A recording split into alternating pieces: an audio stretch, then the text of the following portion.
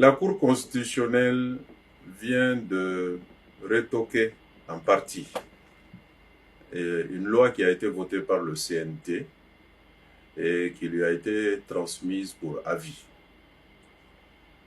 D'abord, je félicite la Cour constitutionnelle pour son indépendance sur ce dossier.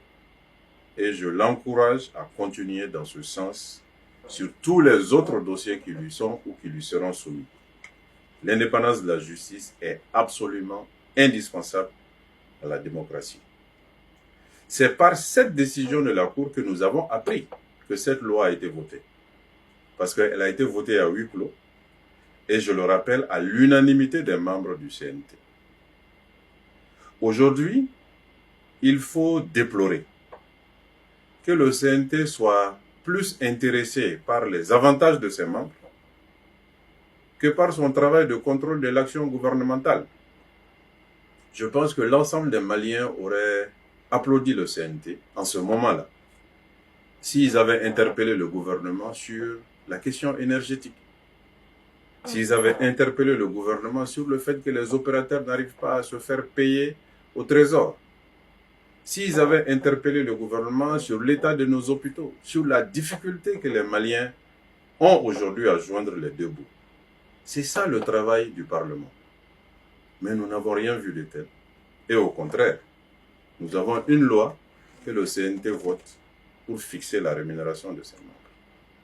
Et en ces moments-là, où les difficultés des Maliens ne peuvent pas être énumérées, moi je pense qu'il faut que nous fassions attention avec l'argent public. Il faut que nous utilisions l'argent public de manière parcimonieuse. Surtout nous qui avons la chance d'être des élites et d'être mis au poste de responsabilité. Personnellement, j'ai été député pendant 3 mois en 2020. Tout ce que l'Assemblée nationale me versait, je le réservais à financer les projets des jeunes. Et quand l'Assemblée a été dissoute, vu l'importance et le succès de cette mesure, moi j'ai continué personnellement à prendre 1 500 000 francs CFA de ma poche tous les mois et à financer des projets des jeunes. Cela m'a permis de financer plus de 175 projets de jeunes aujourd'hui et de créer plus de 200 emplois. À la limite, les membres du CNT peuvent faire cela. Mais s'ils ne peuvent le faire, au moins que nous réduisions de manière significative ce que nous percevons. La situation actuelle du pays l'exige.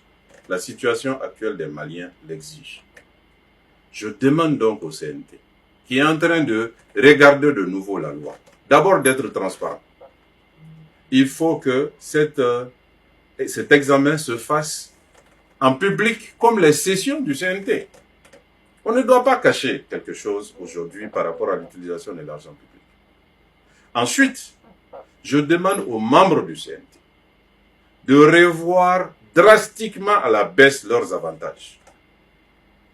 Très sincèrement, 500 000 francs CFA serait largement suffisant comme rémunération des membres du CNT aujourd'hui, compte tenu du contexte.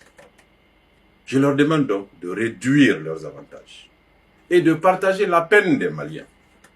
Et je demande en même temps à l'ensemble de nos forces vives, les journalistes, la société civile, les forces vives, quelle que soit leur obédience, de suivre particulièrement ce dossier. La réduction du train de vie de l'État devient impérative.